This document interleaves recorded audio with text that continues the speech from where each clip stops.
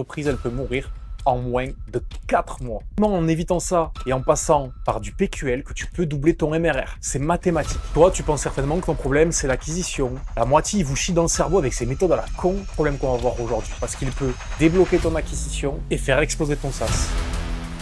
Je parle avec des fondateurs de SaaS tous les jours et la plupart viennent me voir en prétextant un problème d'acquisition. 90% du temps, c'est complètement faux. La vraie erreur ne se situe pas là. Par contre, il y a une erreur mathématique que, au début, littéralement, tout le monde l'a fait. Et c'est pour moi, dans 95% des cas, ce qui va faire mourir un SaaS. Et c'est pas du tout de l'acquisition. Par contre, quand tu comprends ça, tu vas faire une bien meilleure acquisition, une bien meilleure rétention, une beaucoup plus grosse LTV et tu vas aller chercher beaucoup plus facilement euh, des clients qui vont te payer longtemps et bien. Donc déjà, il faut comprendre quelque chose de fondamental. Je sais qu'on le voit partout, il y a vraiment un mythe autour des développeurs, je pense, qui ne font que shipper. Donc à gauche, on va avoir la personne, pas forcément accès dev, qui va faire un petit SaaS, son petit bateau, et à droite, on va avoir le mythe du sur-engineering alimenté par les intelligences artificielles, du dev qui va shipper features sur features, en se disant ben, peut-être que plus c'est gros, plus c'est visible, plus ça va attirer. Mais pour moi, il y a une erreur bien plus silencieuse qui vient tuer les SaaS avant même qu'ils commencent à exister, avant même leur premier 10K de MRR. Deuxième constat, énormément de personnes tournent leur regard vers l'acquisition. Or, l'acquisition, aujourd'hui, les gars, c'est pas du tout quelque chose de compliqué. Le vrai problème, il n'est pas là. Regarde, vu du côté des partenariats, de l'affiliation, des conglomérats, des ads, le cold email, mais ça, c'est une tuerie, le cold email. Je ne comprends même pas pourquoi en France, personne n'en parle. Et le cold call qui devient de plus en plus réputé. En fait, tout le monde fait une montagne de l'acquisition. Or, pour moi, le vrai problème, il n'est pas du tout là. Par contre, pour reprendre l'analogie de ton SaaS, on va dire que c'est un énorme paquebot. Le problème, c'est que si en dessous de la ligne de flottaison, tu as des brèches dans ta coque, donc il y a des erreurs qui sont faites dans la conception fondamentale de ton SaaS, eh bien en fait, ton bateau, il va couler. Et cette métrique, c'est quoi? C'est le churn. Donc le churn, pour t'expliquer, je vais te prendre deux exemples très simples. Tu as deux SaaS avec quasiment les mêmes chiffres sauf le churn. Donc à la base, les deux ont 100 clients, ils rentrent 10 clients par mois. Le prix sur du mensuel, c'est 50 € par mois par client, le CAC, donc le Customer Average Cost, le coût pour acquérir un nouveau client, est de 80 €, et tu as des charges fixes de 1900 € par mois. Dans le cas A, il y a un churn de 3%, et dans le cas B, un churn de 17%. Et tu vas comprendre pourquoi mathématiquement, le churn, ça va tuer ton SaaS, et surtout comment le comprendre pour aller chercher davantage de clients et mieux les retenir. Donc pourquoi le churn, en fait, c'est une métrique qui est critique, que tu dois absolument comprendre. Regarde, le SaaS A rentre 10 nouveaux utilisateurs par mois. Il a un churn de 3%, donc son plafond, son équilibre est à 333 clients. Ça veut dire que lorsqu'il sera à 333 clients, si aucune de ces valeurs ne change, qu'il continue à rentrer 10 utilisateurs et à en perdre seulement 0,03, là, il sera à peu près à 16 650 de MRR pour un SaaS à 50 €. A contrario, exactement le même SaaS, mais avec 17% de MRR, il sera à l'équilibre, donc il y en aura autant qui rentrent et autant qui sortent à 59 clients. Sauf que si il a autant de charges, à peu près 2700, tu as d'un côté un SaaS qui va faire en, bon, ça pas l'EBITDA, mais en marge brute, on va dire, 241 €, il va faire, alors que là, il va faire, j'ai pas fait le calcul, mais il sera à 14 000, même pas à 13 950, je crois, si mes calculs sont bons. Donc tu passes de 241 de marge à 13 950. Donc la seule métrique du churn peut faire du x50 sur ta rentabilité. Bien entendu, dans le cadre d'un exemple, le but c'est d'aller chercher plus que 10 utilisateurs, mais c'est pour te montrer à quel point c'est important. Pour aller encore plus loin, donc on est dans le cadre où le SaaS a 100 utilisateurs à 50 € par mois, donc fait 5000 de MRR. Si le SaaS B, qui a 17% de churn, ne résout pas l'équation du churn, en 24 mois, la boîte, elle coule. car le seuil de rentabilité sera atteint et le point d'équilibre, la bascule sera passée, donc il sera en déficit.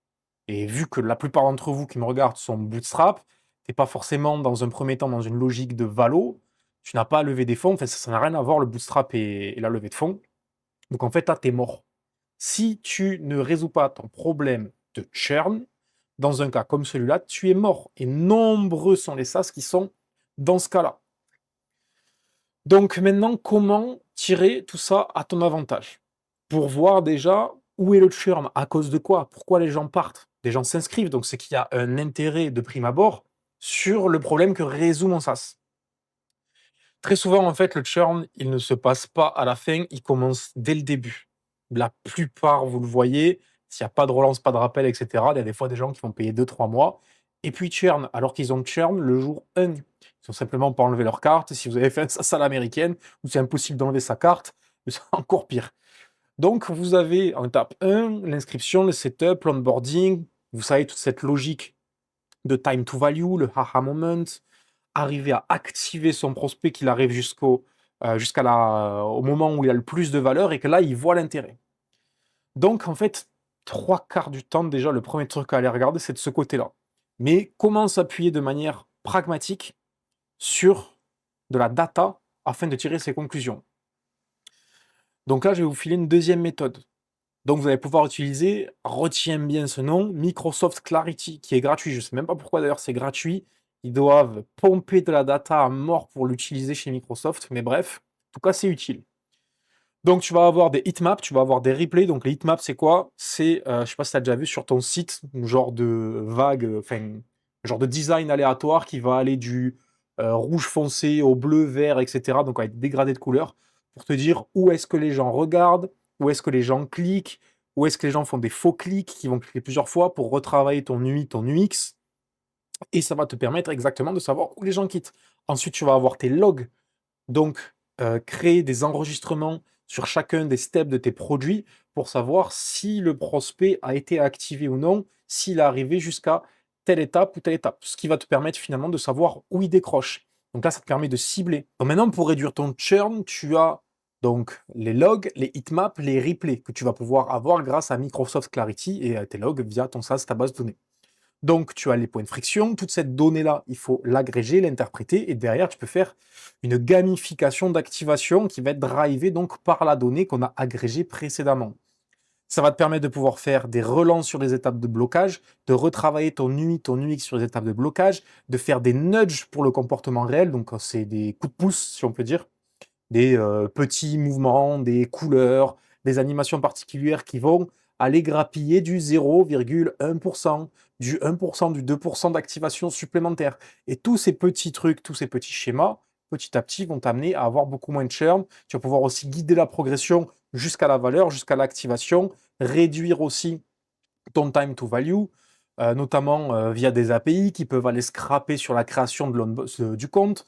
Par exemple, si vous travaillez en B2B, mettre simplement une sirène et ça va remplir les 10 champs, la TVA, la raison sociale, enfin bref, plein de choses. Donc maintenant que tu as bien compris ton signal, donc comment ton churn arrive et comment l'endiguer et le réduire au maximum, parce que sinon c'est la mort de ton SaaS, tu vas pouvoir ce qu'on appelle faire du PQL, donc du Product Qualified Lead.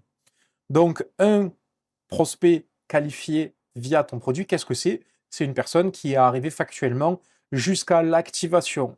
Donc, elle a vu la valeur de ton SaaS, elle est suffisamment mature, donc tu as beaucoup plus de chances soit de l'upsell, soit de la conserver sur du long terme. C'est d'ailleurs la stratégie qui est utilisée par plus de 64% des SaaS, si je ne dis pas de bêtises.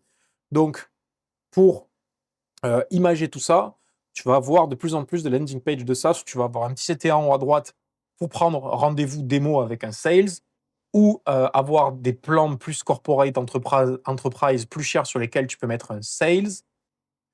Ça va être à peu près 10% des conversions et les pourcentages restants, ça va être via ton produit pour les upsells et du coup, tu vas avoir via ton PQL davantage d'upsell et davantage de rétention. Pourquoi? Parce qu'une personne qui a été qualifiée dans ton produit, elle est beaucoup plus à jour de ce qui se passe, de ce qui se fait, de comment tu vas résoudre son problème. Donc, c'est un prospect qui, je crois, statistiquement, a quelque chose de l'ordre de 8 à 10 fois plus de chances d'être convertis soit de trial vers du payant, soit de payant vers de l'upsell. Donc, voilà comment le churn, en fait, ça a des répercussions. En fait, c'est un écosystème qui évolue en permanence. Il faut savoir cibler où est-ce que sont les problèmes, puisque tu l'as vu tout à l'heure, la moindre métrique, ça peut faire du x20 sur ton bénéfice, littéralement. Et ça, je l'ai vu plein de fois. Autre chose que tu peux utiliser, on parlait des nudges tout à l'heure, donc tu sais, par exemple, un nudge, ça va être attention, si vous résiliez votre abonnement, vous allez perdre l'enregistrement des 96 projets que vous avez fait les 12 derniers mois, par exemple. Et bien, dans le même cadre, on peut utiliser des enquêtes de satisfaction et aussi savoir pourquoi ils partent, pour une fois de plus réduire le churn. Donc tu l'as compris, l'environnement du SaaS, c'est pas du tout quelque chose de simple, c'est pas du tout ce que les gourous te vendent sur les réseaux, c'est très factuel, mais par contre, c'est énormément de data qu'il faut savoir lire et interpréter. Du coup, pose-toi la vraie question. Ceux qui te promettent de faire 10, 20, 30K en plus de MRR, foncièrement, quel est leur intérêt une fois que toi, tu as payé leur accompagnement à 5, 10, 15 000 euros, voire plus? En fait, ils n'ont plus aucun intérêt à ce que tu réussisses. Eux, ils sont là pour faire de la croissance de leur entreprise. Tu as payé pour cette croissance, que tu réussisses ou pas derrière, dans les faits, ils n'ont aucun intérêt, à part leur réputation. Mais bon, ceux qui viennent un peu du monde du marketing, vous savez très bien que sur 100, s'il y en a 3 qui réussissent, c'est les 3 qui réussissent qu'on entend, et pas les 97 autres qui ont échoué. Mais bref, tout ça pour te dire que si leur méthode était si redoutable, pourquoi est-ce qu'ils ne feraient pas comme moi? Pourquoi ils ne se rémunéreraient pas sur les résultats fonciers qu'ils t'apportent? Pas sur un imaginaire d'une méthode que personne ne connaît, qui vont révéler à toi et seulement à toi. Du coup, la porte d'entrée pour ça, qu'est-ce que c'est? C'est un bilan offert. Déjà, dans un premier temps, pour faire connaissance. Tu as dans la description, juste en dessous de cette vidéo, le lien vers le calendrier. Ce lien te donne accès à un appel avec moi dans lequel on va faire un bilan. Ce bilan, il te permet de repartir avec une vue claire sur la direction que tu dois prendre et les erreurs majoritaires que tu fais en ce moment et qui, comme tu l'as vu, peuvent clairement couler ton SaaS si tu les fais. Donc, dans tous les cas, tu repars avec ce plan. Et puis, disclaimer, en général, ce qui se fait actuellement dans le marché du SaaS, c'est tu me payes 3000 balles et tu as 4 heures de coaching avec moi. Ça, c'est ce qui se fait, hein. Donc là, le bilan que tu vas avoir, c'est grosso modo la valeur. Pourquoi cet accompagnement, il est très sélect, très restreint, puisque tu l'as compris, je vais avoir seulement 5 places, étant donné que je vais t'accompagner 12 mois. Donc si je rentre plus de 5 personnes par mois, au bout d'un moment, c'est ingérable dans une journée, sachant qu'il y a certaines personnes, je passe plusieurs heures par jour avec elles. Donc plus de 5 places par mois, factuellement, c'est pas possible. Donc c'est un accompagnement en one-one pendant 12 mois. Il n'y a pas de gros tickets d'entrée avec des promesses farfelues comme ils te font tous à 5, 10 ou 15 000 euros. Et on se rémunère principalement sur ta croissance. Donc évidemment qu'il y a un ticket d'entrée qui n'est pas dans des ordres de grandeur qui sont complètement hallucinantes. Et le but, c'est de vraiment que tout le monde gagne de l'argent sur la croissance qu'on va t'apporter. Donc évidemment, c'est sélectif et traduction. Si tu ne gagnes pas d'argent, clairement, on n'en gagne pas non plus. Du coup, si tu veux réserver ton bilan offert, c'est dans la bio. Bon, j'ai fini de prêcher pour ma paroisse. Donc à ce stade, tu te identifies peut-être à tout ce que je viens de dire.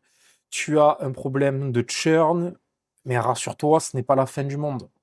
Si tu identifies par exemple que 60% des personnes décrochent à une étape de ton onboarding, de ton setup, et que la genèse de ton churn est là, ben tu peux passer de 17 à 4% si tu te rends compte qu'il y a 60% des personnes qui décrochent là, et tu passes ton plafond Evergreen de 59 à 250. Donc traduction, plutôt que de faire les 241 euros de marge brute qu'on a vu tout à l'heure, ben, tu fais 12 500 moins 2700 de tes marges, donc tu es à 9 800, si je dis pas de bêtises.